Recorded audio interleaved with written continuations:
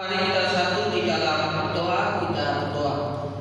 Segala puji syukur kami naikkan kepada ya Tuhan, karena Engkau adalah Allah kami yang begitu mengasihi kami, Allah yang tak pernah meninggalkan kami, Allah yang begitu mencintai kami karena cinta-Mu yang begitu besar, sehingga Engkau datang ke dalam dunia agar kami tidak mengalami kebinasaan, tetapi kami memperoleh hidup yang kekal.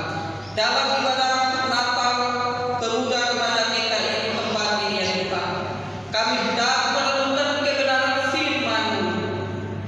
Biarlah Tuhan senantiasa memberikan hikmat, pengertian, pemahaman kepada hamba-Mu yang menyampaikan firman-Mu, sehingga apa yang Kamu sampaikan bukan berasal daripada keterbatasan di dalam diri hamba, bukan berdasarkan kepintaran pengetahuan yang ada di dalam diri hamba, tetapi semuanya hanya karena pertolongan Tuhan, semuanya karena hikmat yang Tuhan nyatakan, sehingga kami yang ada di tempat ini ya Tuhan, kami siap merenungkan kebenaran firman-Mu. Di dalam nama Tuhan Yesus Kristus yang adalah firman yang hidup, kami berdoa. Amin. Shalom. Silakan duduk. Shalom Bapak Ibu, saudara-saudari, pemuda, remaja yang ada. Kita akan bersyukur kepada Tuhan dan atas penyertaan Tuhan kita bisa berkumpul di tempat ini. Nah, sebelumnya saya ingin memperkenalkan diri. Nama saya Pak Francisco Esasa. Saya pelayanan di STT 1. Nah, sebelum kita merenungkan kebenaran firman Tuhan, kita akan melihat penampilan fragmen dari pemuda remaja PKI. Untuk itu waktu dan kesempatan saya silakan.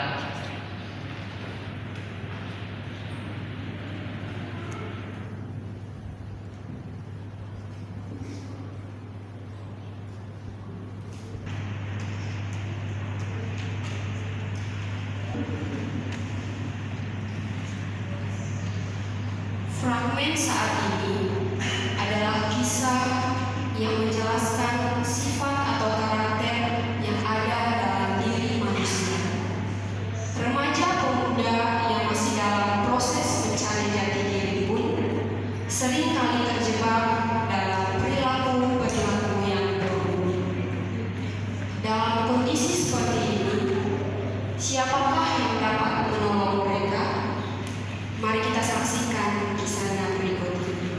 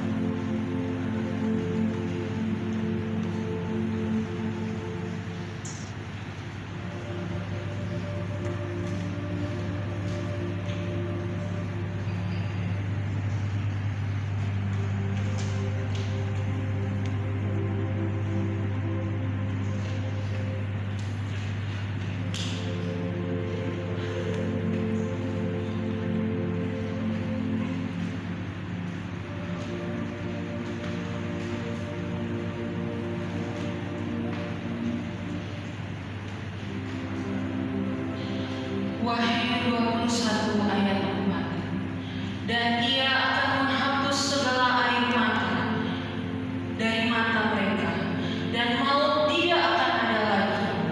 Tidak akan ada lagi perkabungan, atau ratap tangis, atau duka cita, sebab segala sesuatu yang lama itu telah berlalu.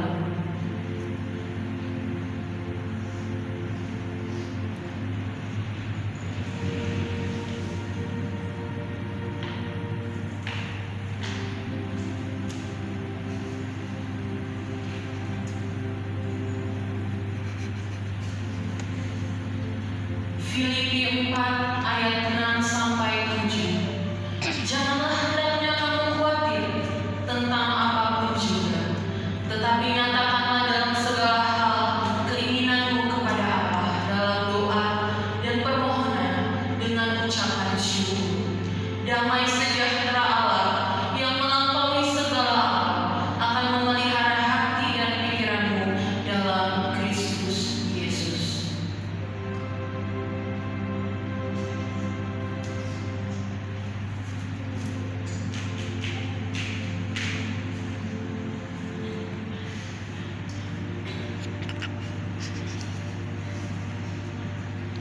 Ulangan 31 ayat 6. Kuatkanlah dan teguhkan hatimu, janganlah takut dan janganlah gemetar karena mereka, sebab Tuhan Allahmu, Dialah yang akan berjalan menyertai engkau.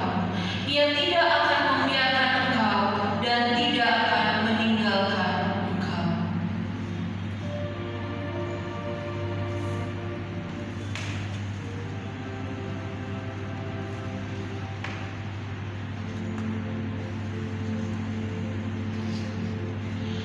Yakobus 1 ayat 19 sampai 20. Hai saudara-saudara yang kukasihi, ingatlah hal ini. Setiap orang hendaklah cepat untuk mendengar, tetapi lambat untuk berkata-kata, dan juga lambat untuk marah, sebab amarah manusia tidak mengerjakan kebenaran di hadapan Allah.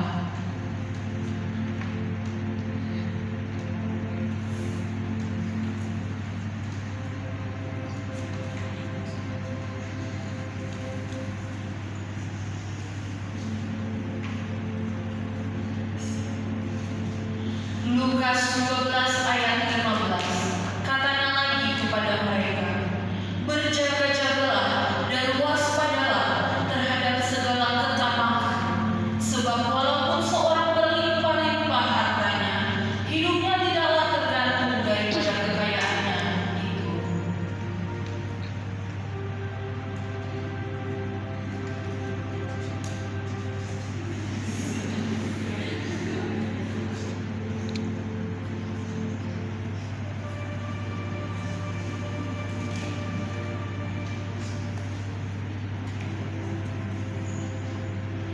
Yesaya 2 ayat 11. Manusia yang sombong akan direndahkan, dan orang yang angkuh akan ditundukkan, dan hanya Tuhan saja yang maha tinggi pada hari itu.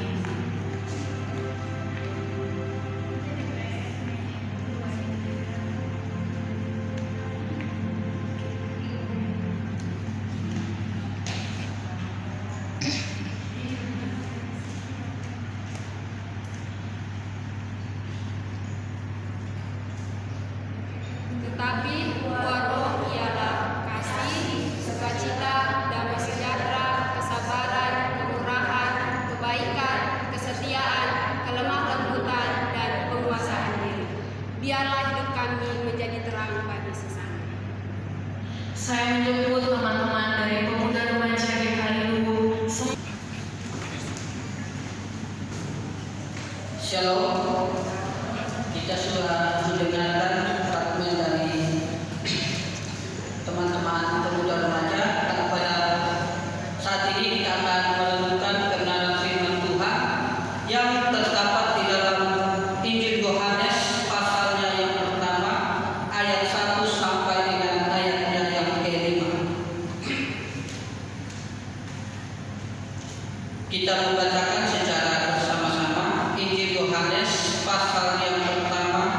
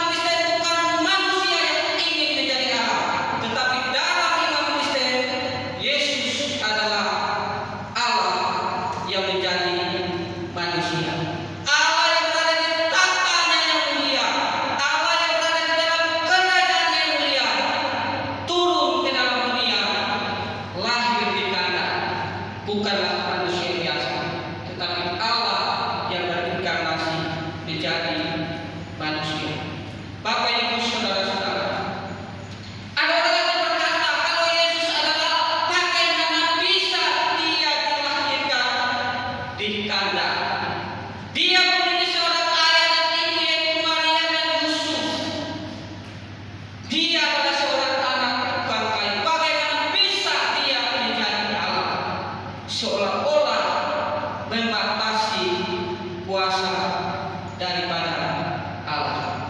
Bapak Ibu saudara-saudara, dalam keyakinan saya bahwa kalau Allah bisa menciptakan manusia, pasti Allah juga bisa menjadi manusia.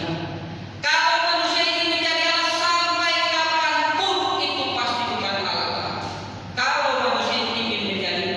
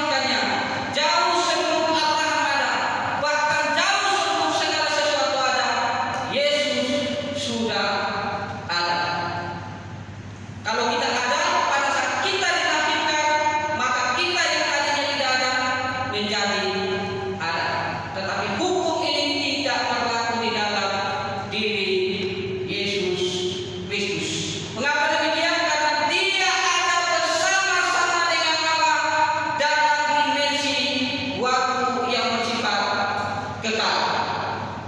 Oleh karena itu maka Yesus berkata di dalam Yohanes 8 ayat 58, Yesus berkata, sebelum Abraham lahir, Aku telah ada.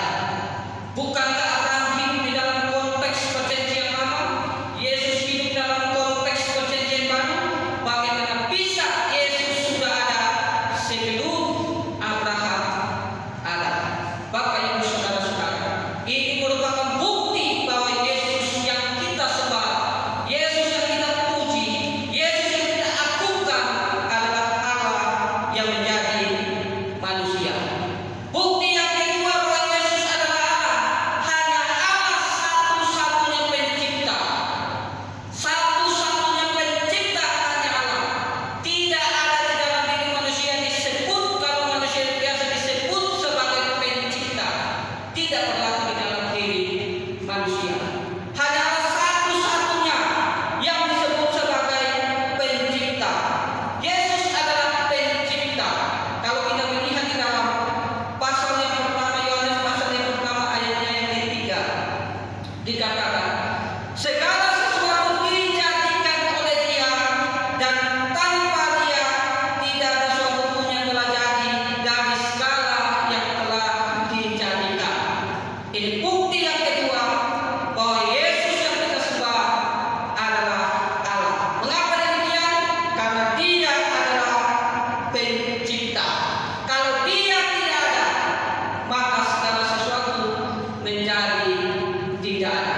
Kalau Dia tidak menjadikan segala sesuatu yang ada menjadi ada, maka segala sesuatu yang ada menjadi tidak ada. Yesus adalah pencipta. Oleh karena Yesus adalah pencipta, maka pasti Yesus adalah Allah. Bukti yang ketiga yaitu di dalam ayatnya yang keempat dan ayatnya yang kelima. Dalam Dia ada hidup, dan hidup itu adalah terang manusia. Terang itu bercahaya di dalam kegelapan, dan kegelapan itu tidak menguasainya.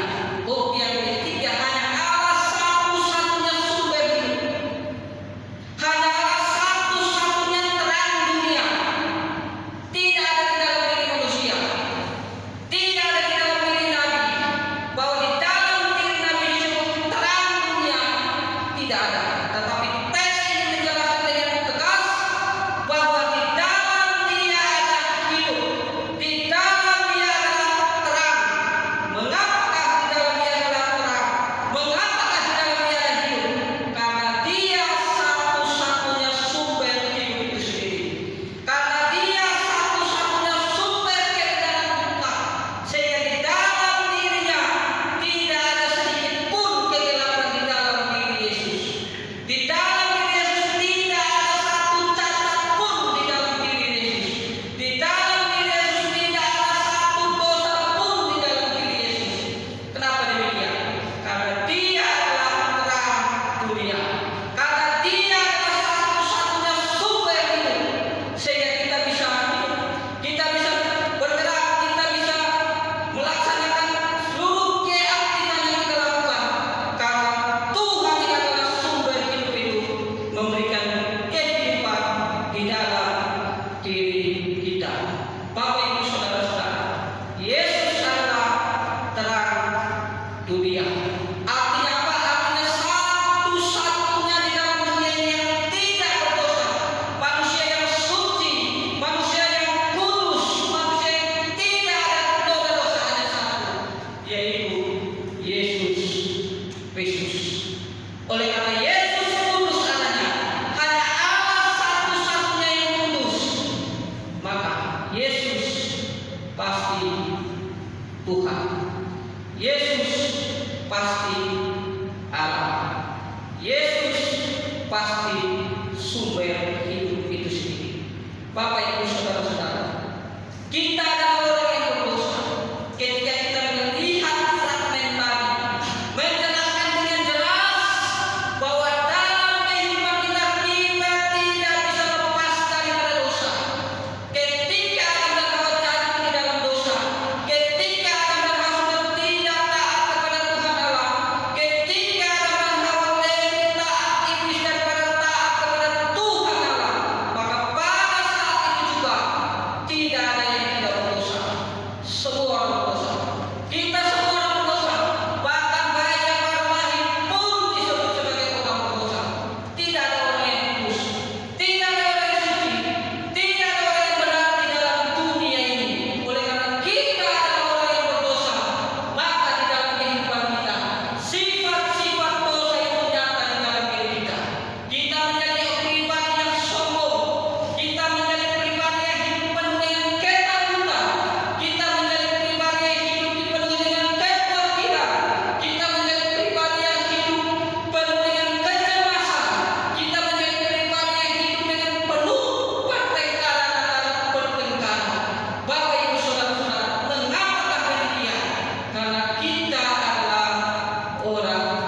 berdosa.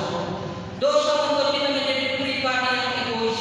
Bahkan pada akhirnya pun dosa akan mengantar kita kepada kematian kekal. Dosa akan mengantar kita kepada penderitaan kekal. Dosa akan mengantarkan kita pada kesusahan yang kekal. Dosa akan mengantarkan kita mengalami penderitaan yang kekal, bukan penderitaan yang bersifat sementara. Tetapi Bapak Ibu saudara-saudara, puji Tuhan, kita patut bersyukur kepada Tuhan. Kita yang tadinya tidak memiliki pengharapan, kita yang tadinya hidup dengan penuh kekhawatiran, kita yang tadinya hidup dengan penuh kecemasan akan dosa-dosa yang akan mengantar kita kepada kematian yang kekal. Puji Tuhan, Tuhan Yesus rela datang ke dalam dunia. Tuhan Yesus rela meninggalkan tempatnya yang begitu mulia, tempatnya yang begitu agung,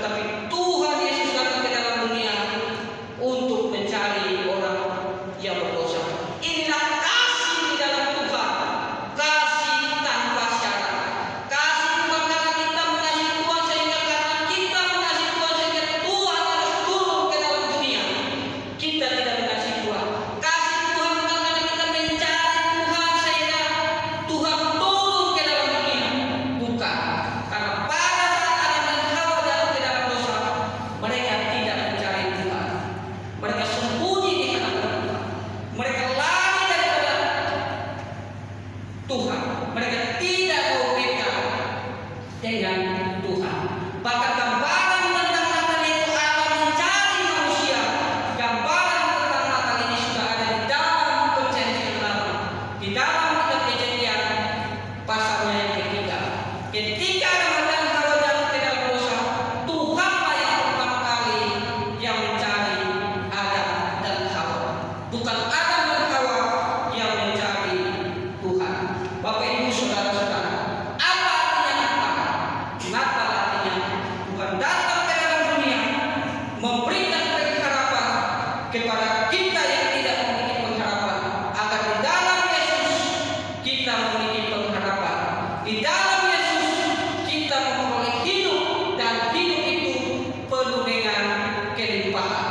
Yesus berkata di dalam Yohanes 10 ayat 10, Yesus memproklamasikan bahwa Aku datang memberikan hidup, bahkan memberikan hidup yang berkelimpahan kepada domba-dombaku.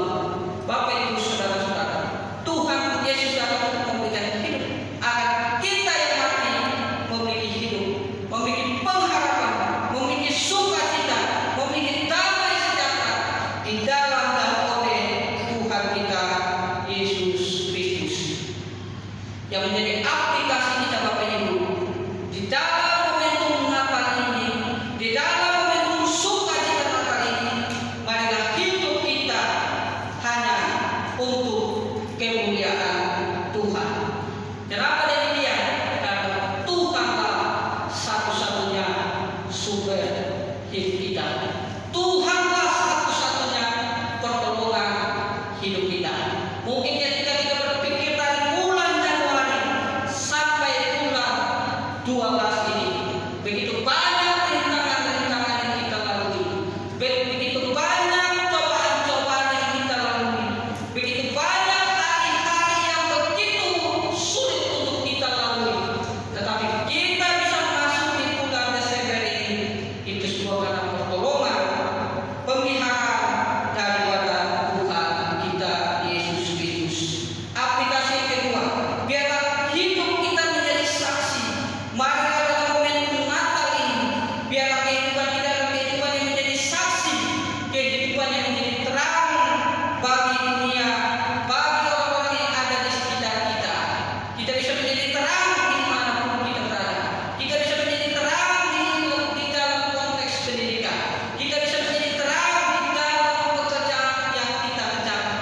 Kita menjadi terang dimanapun kita berada. Mengapa demikian? Karena terang Kristus menyinari hidup kita, dan terang Kristus yang sudah menyinari hidup kita, kita dapat bersinar untuk kemuliaan Tuhan. Dan bagian yang ketiga yaitu hidup kita saling mengasihi. Natal adalah apa? Natal adalah kasih Allah yang begitu besar nyata bagi manusia yang berdosa. Kiranya di dalam momentum Natal ini hidup kita diisi dengan saling mengasihi, seperti Allah mengasihi kita yang berdosa. Dan bagian yang terakhir, hidup kita tetap setia terhadap Tuhan kita Yesus Kristus. Dan paling dalam momentum Natal ini membuat kita menjadi pribadi yang setia kepada Tuhan kita Yesus Kristus lebih dari apapun yang ada di dalam dunia ini, tidak dibuat kita untuk meninggalkan Tuhan kita Yesus Kristus. Mengapa demikian? Karena Tuhan kita Yesus Kristus lebih berharga, lebih mulia, lebih agung dari apapun yang ada di dalam dunia ini. Bapak Ibu saudara-saudara, dalam Wahyu 2 ayat 10b dikatakan, "Hendaklah engkau setia sampai mati, dan Aku akan mengaruniakan kepadamu mahkota kehidupan." Selamat Natal, Tuhan Yesus memberkati kita semua. Shalom. Kita akan menaikkan